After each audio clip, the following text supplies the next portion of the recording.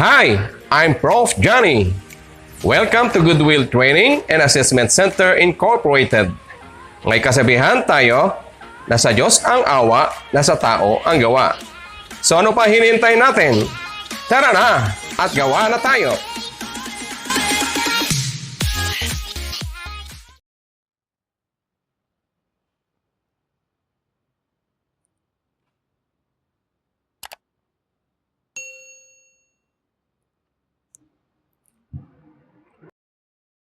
This is a nut which has threads inside the hole.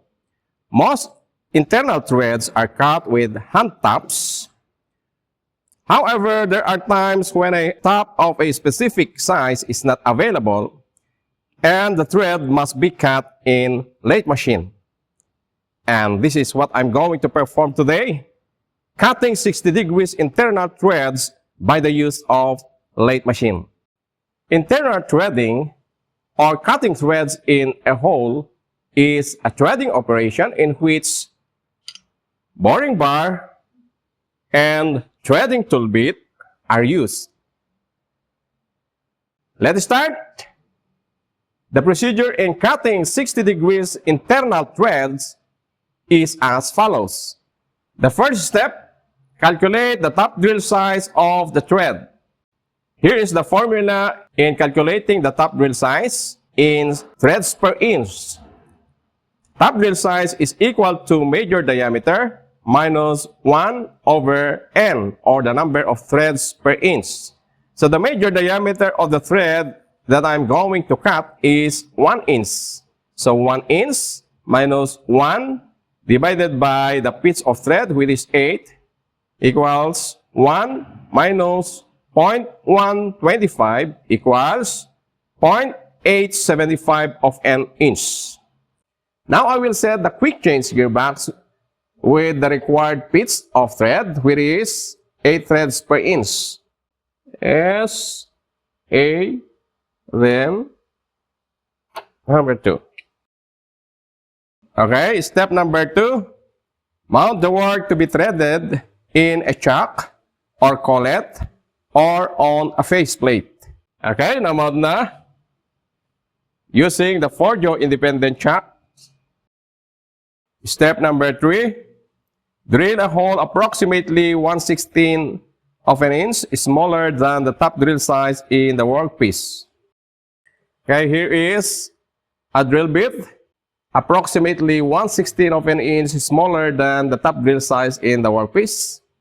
But before I will use it, the workpiece needs to be center drilled first in order for the drill bit to penetrate easier into the work. Okay, center drill muna natin ang workpiece. Okay.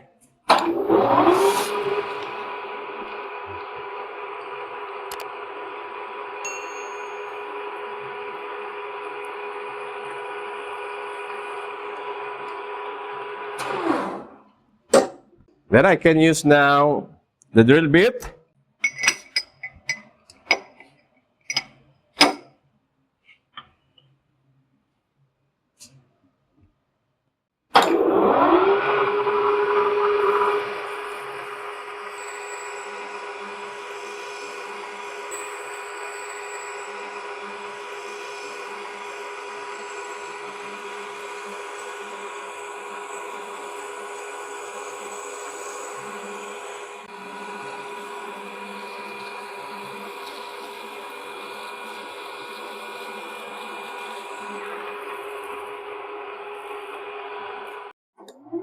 Okay, nakita yung sequence.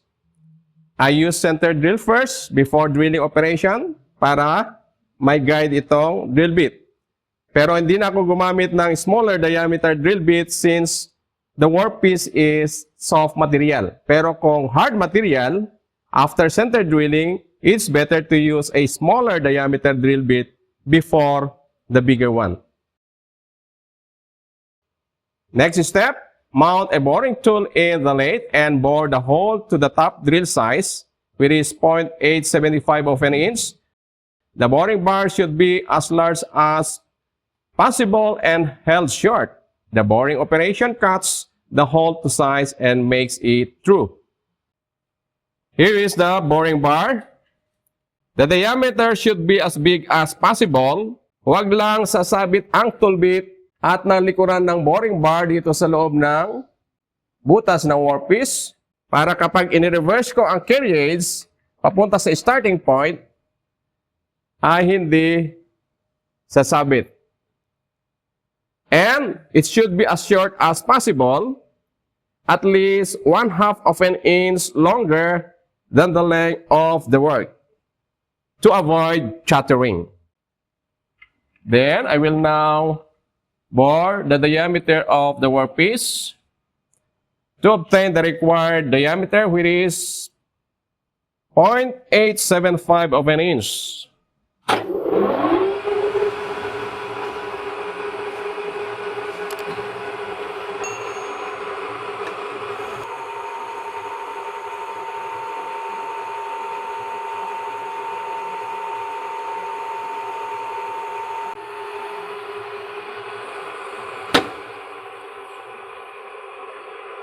Okay. I will now check the diameter. Okay, 0.875 of an inch or 22.2 millimeters. I always convert inch measurement to millimeters because my lathe is graduated in millimeter. Okay, step number 5. Recess the start of the hole to the major diameter of the thread for 1/16-inch length. During the thread cutting operation, this will indicate when the thread is cut to depth.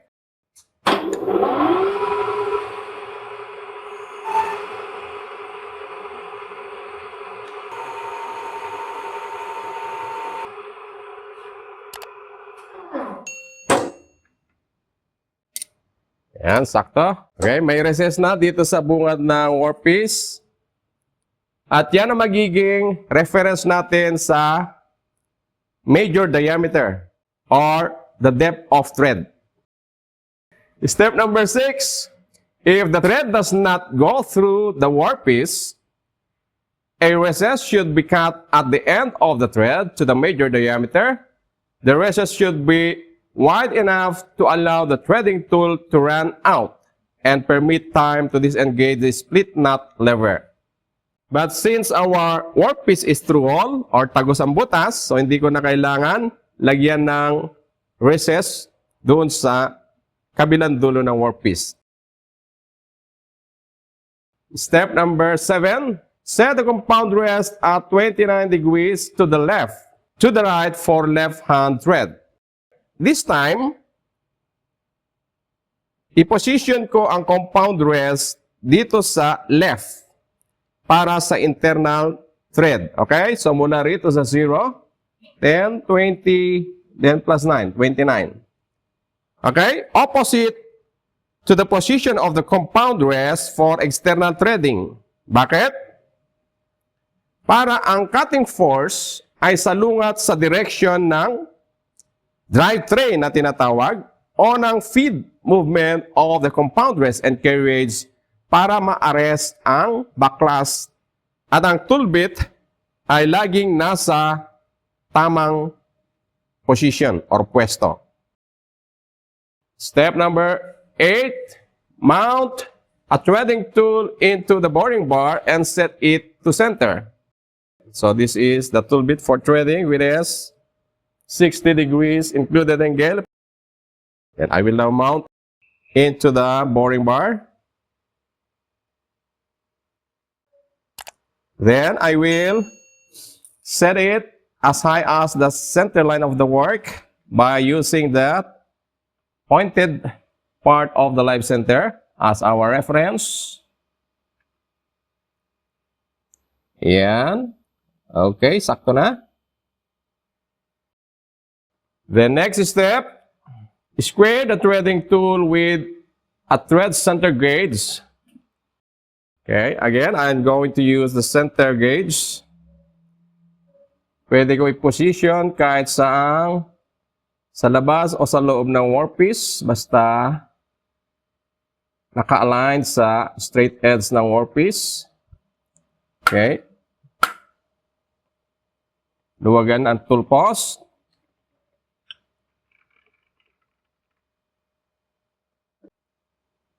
Ayan. Then lock the tool post. Ayan. Square na. Then, place a mark on the boring bar, measuring the threading tool to indicate the length of hole to be threaded. This will show when the split knot lever should be disengaged or when the foot brake of the lathe should be pressed with foot. Okay, lagyan ko ng marka. Should be longer than the length of the work. Ayan. At ito, kapag itong marking natin tumapad dito sa mukha ng workpiece, ay yun ang hudyat para i-release natin yung split knot lever kung chasing dial method ang method natin sa threading, or i-press natin yung foot brake kapag forward reverse method ang thread cutting. Then, start the lathe and turn the cross-feed handle out until the threading tool just scratches the internal diameter. Okay, para mas kita ko yung scratch ng tool bit natin mamaya, pwede ko rin lagyan ng blue dye para mas visible.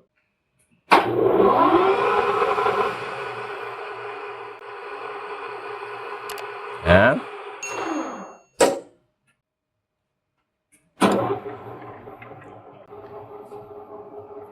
Yan, nag-scratch na.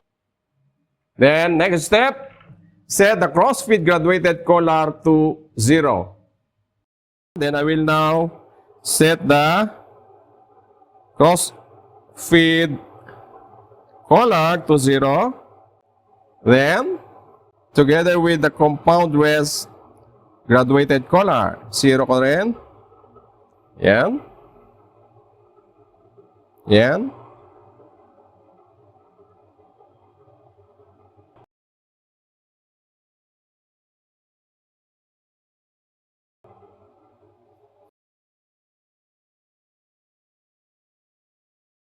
Next step, set a 0.002 of an inch or 0.05 millimeter depth of cut by feeding the compound rest out and take a trial cut.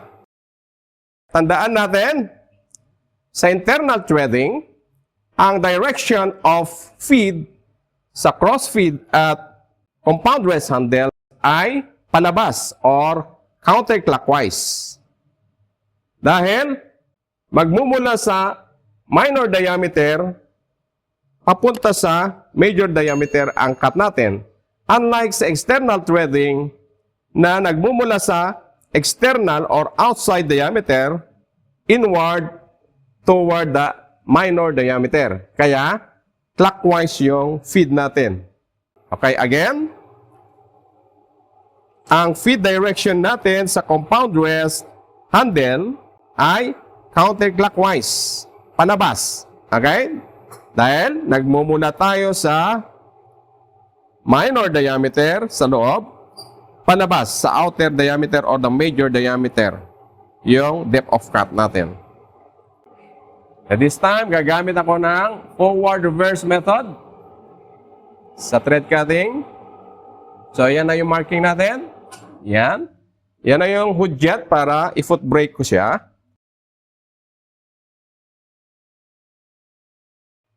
Next step, at the end of each cut on an internal thread, disengage the split knot lever or engage the foot brake and feed the cross feed handle in to clear the thread.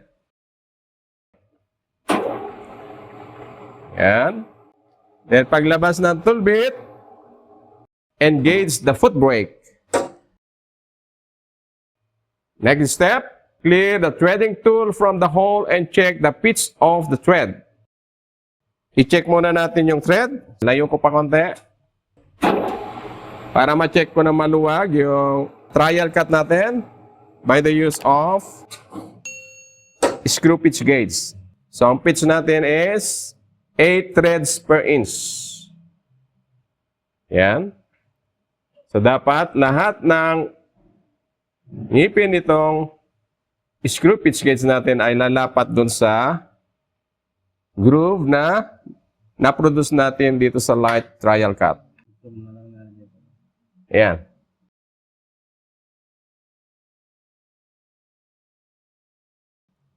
Okay? That means the setup of the quick change gearbox is correct. Then, return the crossfeed handle back to 0 and set the depth of cut by turning the compound rest out the desired amount. Okay, balik ko na sa 0. Itong cross-slide hand wheel. Ayan.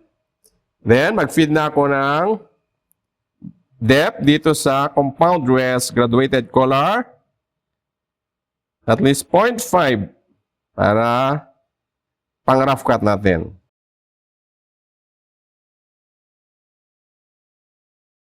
Yan. 10 graduations. So, forward ko na.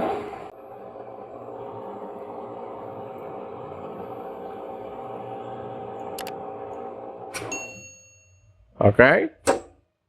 Then, take note. Bago ko i-reverse ang carriage papunta sa starting point, i-move ko muna cross-slide hand wheel clockwise. Okay. More than or deeper than the depth of cut na pinakain ko kanina sa unang cut. Okay? So, kanina, pinakain ko ng 0.5 mm yung depth. Then, dapat ngayon, i-move ko ang cross-slide o ng tool bit papasok ng 0.75 mm.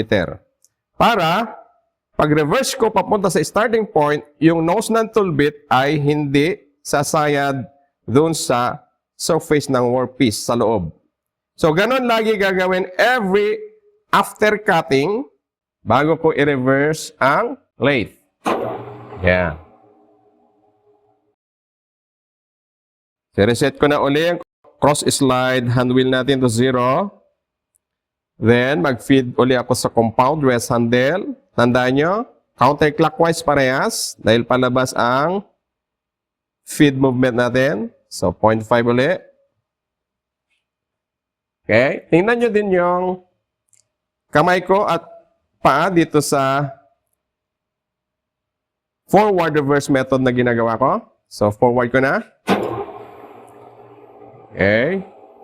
Pagkatapos mag-cut dun sa dulo ng workpiece ang tool bit, then ready na yung paa ko para magpreno.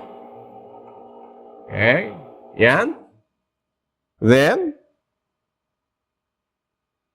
i-clockwise ko ang feed or cross-feed handle para lumayo ang tool bit natin, papasok, bago ko i-reverse. Yan.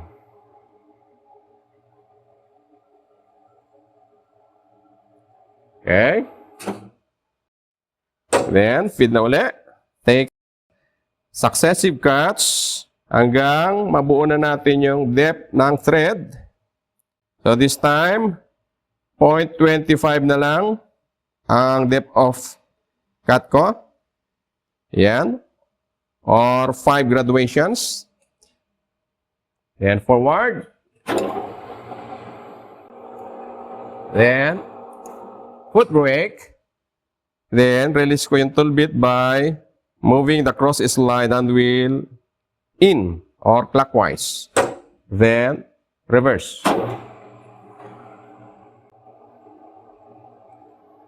Okay? Ang depth of thread natin, yung ginawa nating diameter nitong recess natin dito sa harap ng workpiece, which is 1 inch diameter, kapag dumikit na yung nose ng tool bit natin sa recess diameter, yun ay palatandaan natin na tama na yung depth of the thread.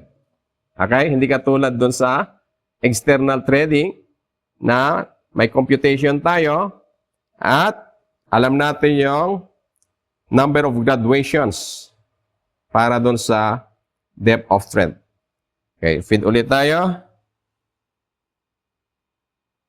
0.25. Then, 0. Okay. Forward.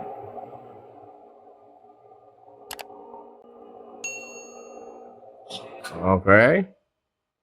Reverse. Okay. Okay, last step. Cut the thread to depth. Check the fit with a screw or threaded plug gauge. Then take note, the last few cuts should not be deeper than 0.001 of an inch or 0.05 millimeter each to eliminate the spring of the boring bar. So, finishing cut na tayo. 1 grad.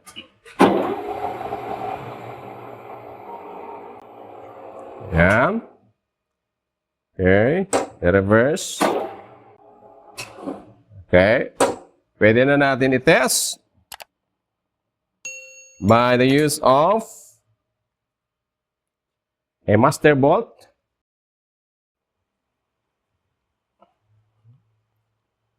Okay. Pumapasok na halos, medyo marumi lang. So, kagaya ng ginawa natin sa external threading, mag one last cut pa tayo pero walang feed dito sa compound rest para lang malinis natin yung loob ng thread.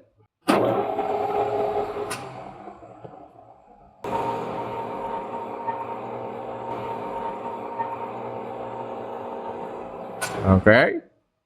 Reverse. Yan.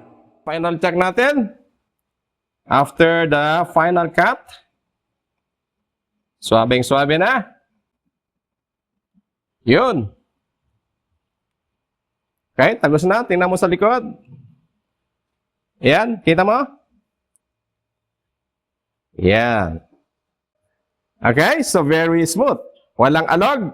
Pwede ko na i-disengage ang thread casing dial. Okay, as you can see, walang alog, pero swabe ang engagement ng bolt dito sa workpiece natin.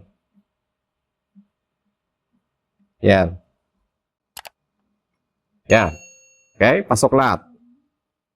The thread that I cut is an American National Form thread, in which the width of the quest and the root are the same, which is 0.016 of an inch or 0.4 millimeter. How did I calculate? Take a look on the formula.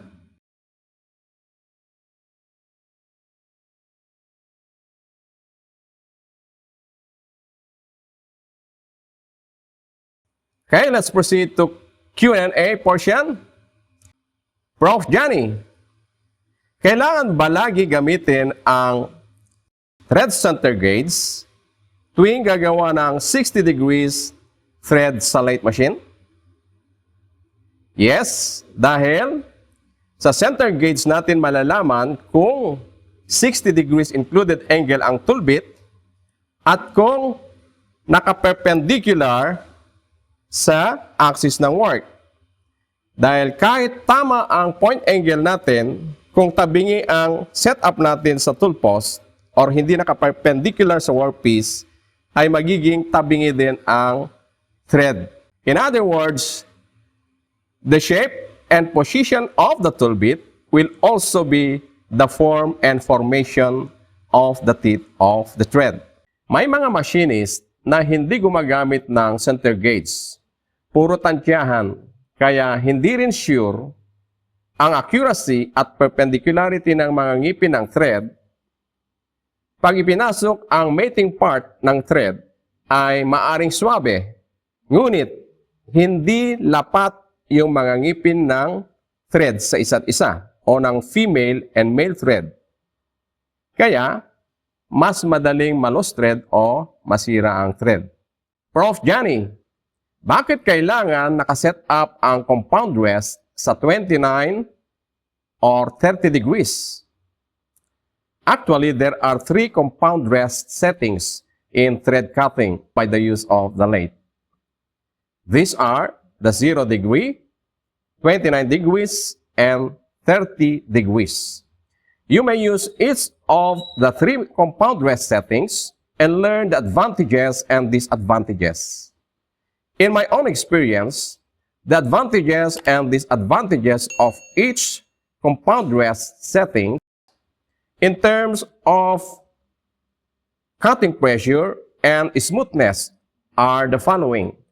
In 0 degree or straight in feed has the highest cutting pressure because both sides of the tool bit penetrate into the work and creates shattering and hugging in, especially in a small diameter of workpiece or boring bar. Ang 0 degree compound rest setting ay rough, magaspang, dahil walang side rake ang tool bit. Kaya puwersado ang chips na natatanggal sa workpiece, kaya ang resulta ay hindi lang high cutting pressure kundi rough surface din. Ang 29 degrees ang may pinakamagaan na cutting pressure because no other part of the tool bit touches the work except the nose and the primary cutting edge. Dito sa right side, may bahagyang clearance. Kaya, mas magaan at mas maiiwasan ang shattering, and of course, a better surface finish will also be obtained. Ang 30 degrees compound rest setting, habang ang primary cutting edge or left side cutting edge ng tool bit ay kumakain, at ang secondary or right side of the tool bit ay nakadikit naman sa flank ng thread, causing friction and slight cutting pressure. Sa smoothness, ang 29 at 30 degrees compound rest settings ay parehong smooth, kaya kahit alin sa dalawa ay magandang gamitin. Lastly, I would like to thank all the viewers of my tutorial videos for continuously watching and for the positive comments. To Mr. Leon Matias, who requested me to have a tutorial video about how to use the crankshaft grinder, and to Mr. Emmanuel Villamilla, who also requested me to perform how to cut square thread. Please wait for it. Okay guys, thank you.